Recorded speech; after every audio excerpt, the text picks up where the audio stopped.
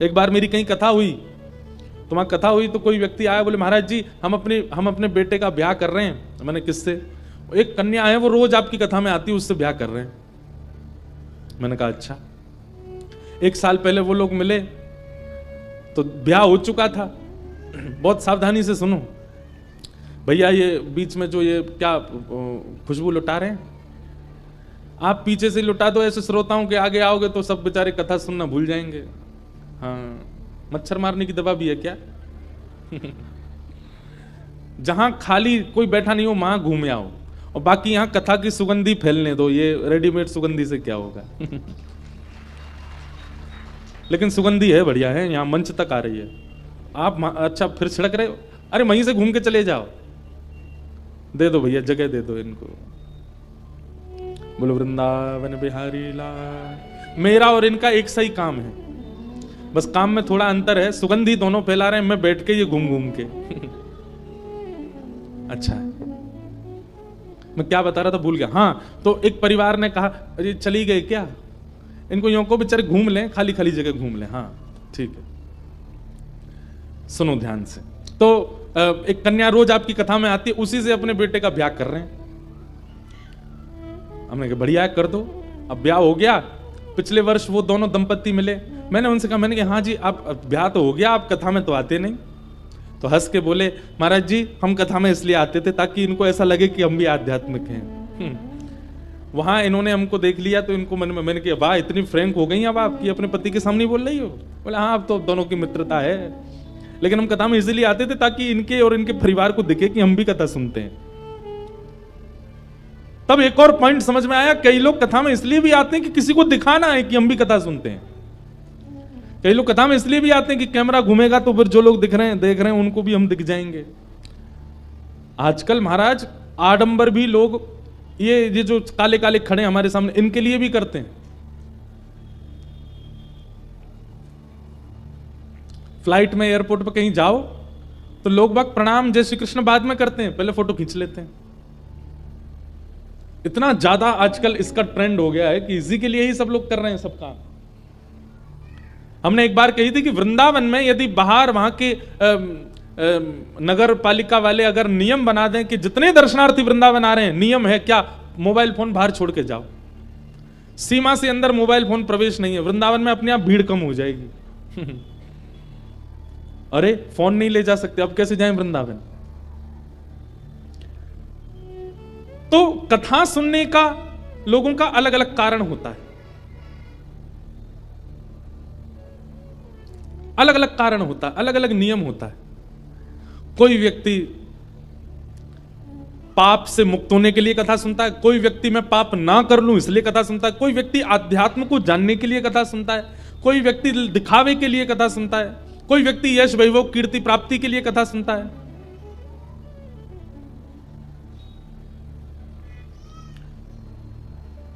और कोई व्यक्ति, और सुनो, कथा में कई लोग इसलिए भी आते हैं अपनी बहू को लेके, बेटे को लेके, क्यों कथा सुनो, कथा सुनने से तुम्हारे यहां अच्छी संतान होगी, इसलिए भी कथा सुनते हैं।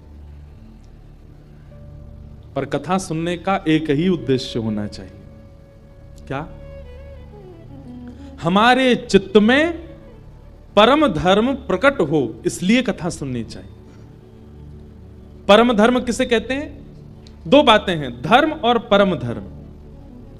धर्म का मतलब होता है आत्म कल्याण और परम धर्म का मतलब होता है जन कल्याण।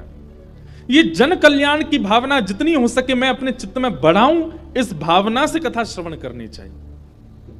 अच्छा, जन कल्याण का मतलब क्या होता है?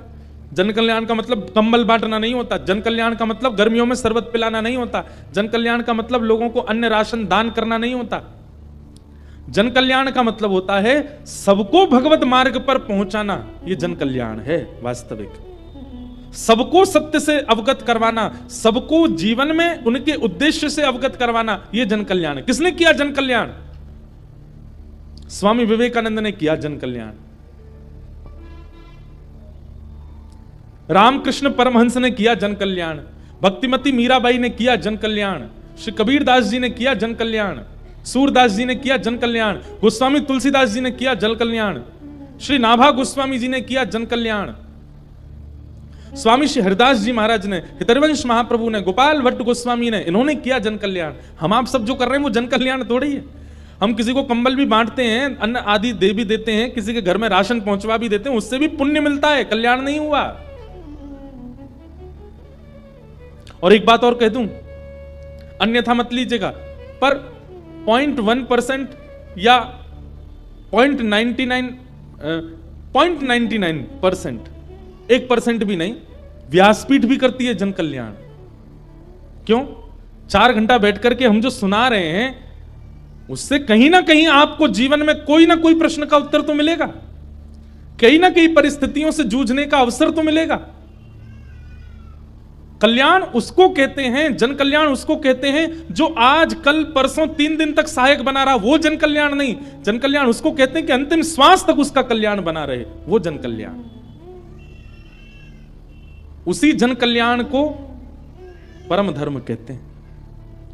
तो श्रीमद् भागवत जी जो हैं वो परम धर्म के मार्ग पर हमको ले चलती, परम धर्म का अधिकारी हमको बनाती। वैद्यम वास्तव मत्र वस्तु शिवदम, भागवत जी का विषय क्या है? हमारे चित्त में परम धर्म का उद्दीपन होना, परम धर्म का प्रारंभ होना विषय। दूसरी बात, भागवत का अधिकारी कौन है? इस बात को बहुत ध्यान से सुनिएगा। आप इतने लोग कथा में आ रहे हैं, पर वास्तव में कथा का अधिकार किसको है? कथा में सुंदर वस्त्र पहनने वाला अधिकारी है? नहीं। बहुत धन लगाने वाला अधिकारी है? नहीं। सुंदर दिखने वाला अधिकारी है? नहीं। नगर का श्रेष्ठ अधिकारी है? नहीं। भागवत का अधिकारी कौन है? जिसके चित्त में मात्सर्य दोष नहीं है। मात्सर्य दोष किसको कहते हैं? ईर्ष्या। ईर्ष्यालु व्यक्ति को कथा सुनने और कहने का अधिकार नहीं है। और क्षमा कीजिएगा, यदि आप लोग यहां इतनी संख्या में बैठे हैं और किसी के चित्त में यदि ईर्ष्या है, तो ईर्ष्यालु व्यक्ति 7 दिन लगातार कथा सुन ले, जीवन भर कथा सुन ले, कथा उसके जीवन को परिवर्तित नहीं कर पाएगी, क्योंकि ईर्ष्या उसके चित्त में है। और ईर्ष्यालु व्यक्ति यदि व्यास मंच पर बैठ जाए, तो यह भी बात बहुत ध्यान से सुनिएगा, उस ईर्ष्यालु व्यक्ति की बातों से किसी पर प्रभाव नहीं हो सकता। कहीं ना कहीं अगर मैं कथा सुना करके जाता हूं और आपके चित्त पर उसका प्रभाव नहीं होता, तो दोष मेरे अंदर भी है, इसलिए आपके ऊपर प्रभाव नहीं होगा। इस बात को बहुत ध्यान से सुनिएगा। प्रभाव उसी की वाणी का होता है जिसका स्वयं का आचरण शुद्ध हो। हमारे पूज्य पिताजी महाराज बहुत बहुत बार बार संभालने का प्रयास करते हैं हमको। लाला, जी व्यासपीठ धन भी बहुत देती है, जी व्यासपीठ ऐश्वर्य भी बहुत देती है, ये व्यासपीठ सम्मान भी बहुत दिलाती है, परंतु ऐश्वर्य, धन, सम्मान, इन सबको संजोने के लिए अपना आचरण शुद्ध रखना। क्योंकि आचरण यदि शुद्ध नहीं होगा तो तुम्हारी वाणी का प्रभाव नहीं पड़ेगा किसी के ऊपर।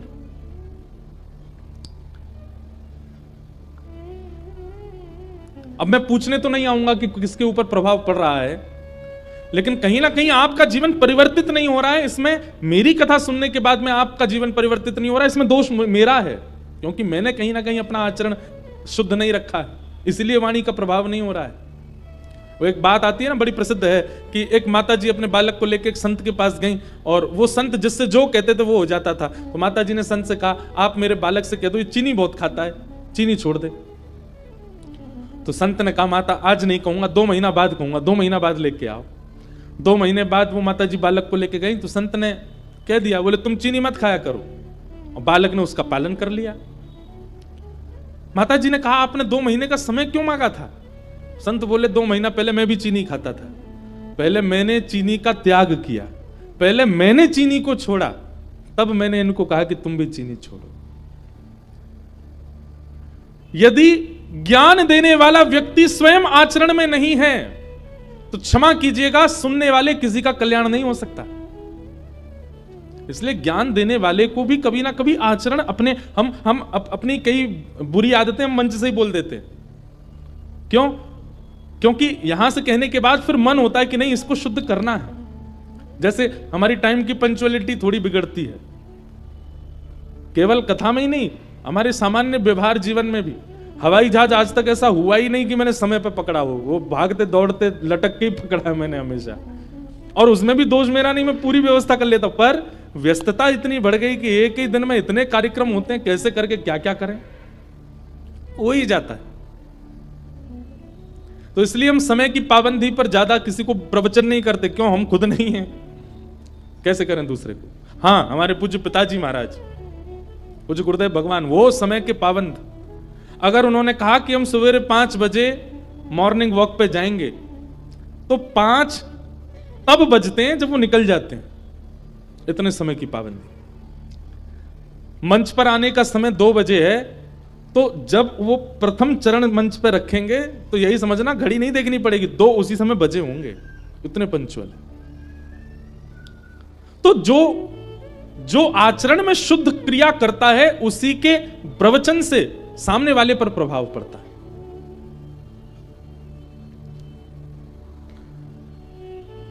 हम आपको किसी चीज के लिए रोकें टोकें और हम खुद नहीं रुके टोके उस चीज पर, तो आप पर उसका प्रभाव नहीं पड़ेगा।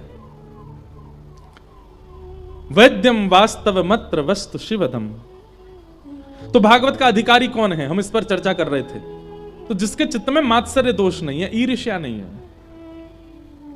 व्यास को भी ईर्ष्या विमुक्त होना चाहिए, श्रोताओं को भी ईर्ष्या विमुक्त होना चाहिए।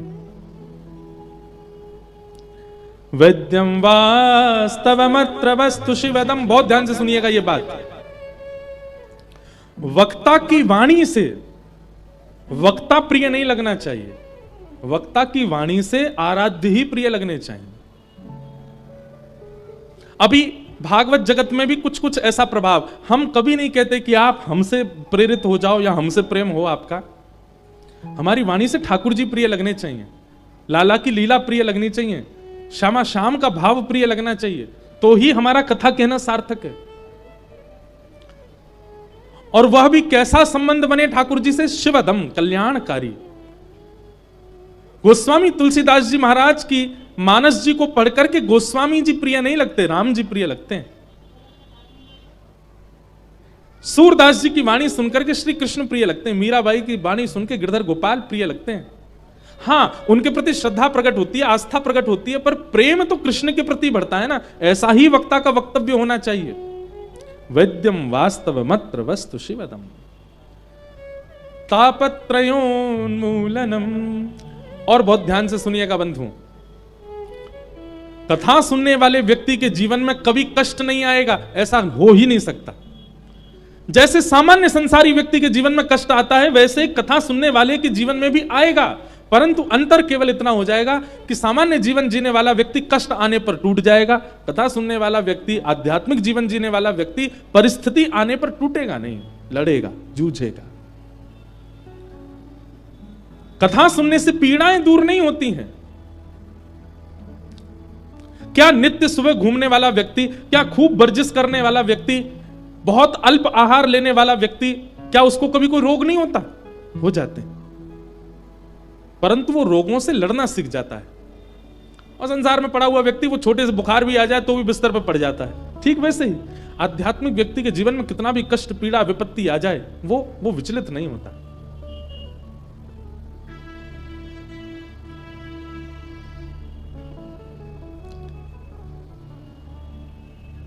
तापत्रयोन्मूलनम, समस्त प्रकार के तापों का उन्मूलन कर देती है कथा। ताप तो आएंगे लेकिन अनुभव नहीं होता है। श्रीमद्भागवते महामुनि कृते किंबा परीश्वर सद्यो हृदय मरुध्य तित्रकृत भी शुश्रूषुभिस्तच्छणात्। भागवत जी की कथा सुनने मात्र की इच्छा प्रकट हो जाए चित्त में, तो कहते हैं कि भगवान हृदय में विराजमान हो जाते हैं। एक बात हम प्रमाण से कह सकते हैं, दावे से कह सकते हैं, आप मानो ना मानो ये आपकी इच्छा, पर इस पंडाल में इस वक्त जितने भी लोग बैठे हैं, चाहे वो कथा सुन रहे हैं नहीं सुन रहे हैं, लेकिन कथा में आके बैठ गए हैं, ये बात निश्चित है कि इस वक्त, इस घड़ी, इस क्षण उनके चित्त में साक्षात श्री राधारमण लाल जी विराजमान है, क्योंकि वो कथा के पंडाल में बैठे। अगर इस क्षण हम में से किसी के भी प्राण चले जाएं, भगवान ना करे जाएं, पर प्राण का तो कोई भरोसा नहीं, पर चले भी गए तो निश्चित है भगवत धाम की प्राप्ति है। क्यों? क्योंकि कथा पंडाल में आप बैठे हो, यहां बैठने का एकमात्र प्रमाण है कि आपके चित्त में ठाकुर जी विराजमान है। श्रीमद् भागवते महामुनि कृते किंबा परीश्वर सद्यो हृदय वरुध्य तित्रकृत भी। अरे भागवत जी तो कहती हैं कि आप कथा सुनने के लिए पंडाल में आ गए, तो बहुत बड़ी बात है। घर पे बैठे बैठे आपने ये सोचा कि अरे बिसौली में कथा हो रही है, हम सुनने जाएंगे, उसी क्षण ठाकुर जी आपके चित्त में आ जाते हैं। सुनने की इच्छा मात्र से ठाकुर जी चित्त में आ जाते हैं। बस भैया करना इतना है, ठाकुर जी चित्त में आ तो गए पर सदा सर्वदा के लिए रह जाएं, सदा सर्वदा के लिए स्थिर हो जाएं। ये 7 दिन कथा के अवसर के रूप में मिले हैं, ये मौका मिला है हमको ठाकुर जी को सदा के लिए अपने चित्त में विराजमान करने का। इन 7 दिनों में ठाकुर जी चित्त में आकर के देख रहे हैं, परख रहे हैं हमको कि हम उनके योग्य हैं कि नहीं। जैसे ही 7वें दिन ठाकुर जी को यह अनुभव हो जाएगा, हाँ ये मेरा अधिकारी है, उसी दिन ठाकुर जी गर करके बैठ जाएंगे चित्त में। बना करके हृदय में हम प्रेम मंदिर, वही उनको झूला झुलाया करेंगे, वही उनको झूला झुलाया करेंगे। बहुत सुंदर भाव है। सब लोग नेत्र बंद करके ठाकुर जी का स्मरण करके और प्रार्थना करो कि बिसौली में ये कथा जो हो रही है नाथ, इससे आप हमारे चित्त में हो। इस वक्त कथा जब तक चलेगी आप चित्त में विराजेंगे। बस नाथ कृपा करना, सदा के लिए यहीं बैठ जाना। हम और कैसे सुंदर बन सकते हैं और कैसा अपना चित्त बना सकते हैं आपके लिए, आप कृपा करके हमारे चित्त का वैसा निर्माण करना। गाओ सब लोग। कन्हैया कन्हैया पुकारा करेंगे, लताओं में ब्रज की गुजारा करेंगे। कन्हैया कन्हैया पुकारा करेंगे, लताओं में ब्रज की गुजारा। सब लोग गाओ। कन्हैया कन्हैया पुकारा करेंगे, लताओं में ब्रज की गुजारा करेंगे। कन्हैया कन्हैया पुकारा करेंगे, लताओं में ब्रज की गुजारा करेंगे। ओ जो रूठेंगे हमसे वो बांके बिहारी, जो रूठेंगे हमसे वो बांके बिहारी, जो रूठेंगे हमसे वो रमण बिहारी, जो रूठेंगे हमसे वो रमण बिहारी। चरण पर उन्हें हम मनाया करेंगे, चरण पर उन्हें मनाया करेंगे। ओ चरण पर उन्हें हम मनाया करेंगे। ओ चरण पर उन्हें मनाया करेंगे। कन्हैया कन्हैया पुकारा करेंगे, लताओं में ब्रज की गुजारा करेंगे।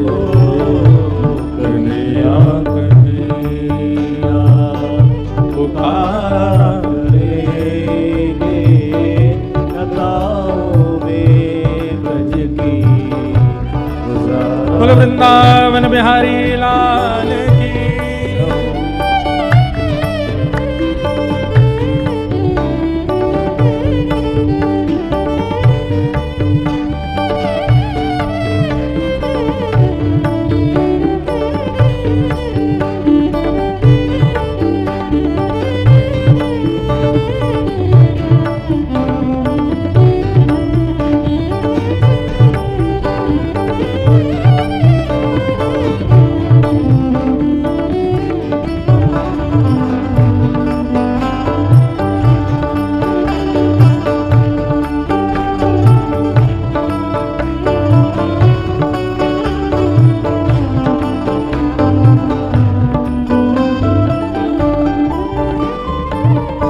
जो रूठेंगे हम से वो रमण बिहारी, जो रूठेंगे हमसे वो रमण बिहारी, बना करके हृदय में हम प्रेम मंदिर, बना करके हृदय में हम प्रेम मंदिर, ओ वहीं उनको झूला झुलाया करेंगे, वहीं उनको झूला झुलाया करें। हाँ वहीं उनको झूला झुलाया करेंगे, वहीं उनको झूला झुलाया ओ करें। कन्हैया कन्हैया पुकारा करेंगे, लताओं में बज के गुजारा करेंगे, कन्हैया कन्हैया पुकारा करेंगे, लताओं में ब्रज की गुजारा कथा सुनते सुनते यदि स्थिरता हृदय में ठाकुर जी स्थिर हो गए तो फिर क्या होगा? उन्होंने नचाए हैं ब्रह्मांड सारे, उन्होंने नचाए हैं ब्रह्मांड सारे, उन्होंने नचाए हैं ब्रह्मांड सारे, उन्होंने नचाए हैं ब्रह्मांड सारे, ओ मगर अब उन्हें हम नचाया करेंगे, मगर अब उन्हें हम नचाया करेंगे, हाँ, मगर अब उन्हें हम नचाया करेंगे, मगर अब उन्हें हम नचाया करेंगे। कन्हैया कन्हैया पुकारा करेंगे, लताओं में ब्रज के गुजारा करेंगे, कन्हैया कन्हैया पुकारा करेंगे, लताओं में ब्रज की गुजारा करें। ओ लताओं में ब्रज के गुजारा करेंगे, लताओं में ब्रज की गुजारा करें। गोविंद बोलो हरि गोपाल बोलो, गोविंद बोलो हरि गोपाल, गोविंद बोलो हरि गोपाल बोलो, गोविंद बोलो हरि गोपाल, गोविंद बोलो हरि गोपाल, श्री राधा रमण हरि गोविंद बोलो, राधा रमण हरि गोविंद बोलो, हरि गोविंद बोलो हरि गोपाल बोलो, हरि गोविंद बोलो हरि गोपाल बोलो, श्री राधा रमण हरि गोविंद बोलो, श्री राधा रमण हरि गोविंद बोलो, हरि गोविंद बोलो हरि गोपाल बोलो, हरि गोविंद बोलो हरि गोपाल बोलो,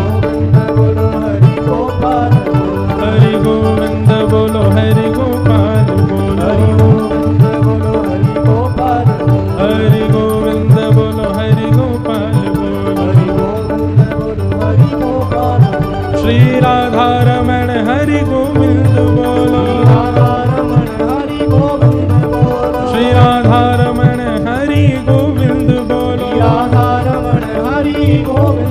श्री राधा रमण हरि गोविंद बोलो,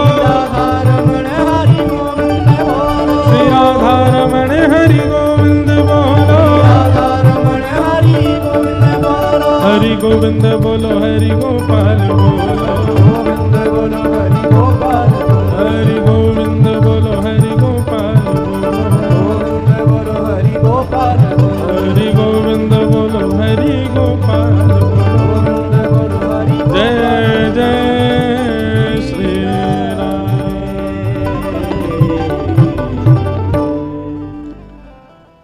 भागवत जी प्रमाणित होकर के कहती हैं कि श्री ठाकुर जी हमारे चित्त में विराजमान हो जाते हैं जब हम कथा सुनने का मन बनाते।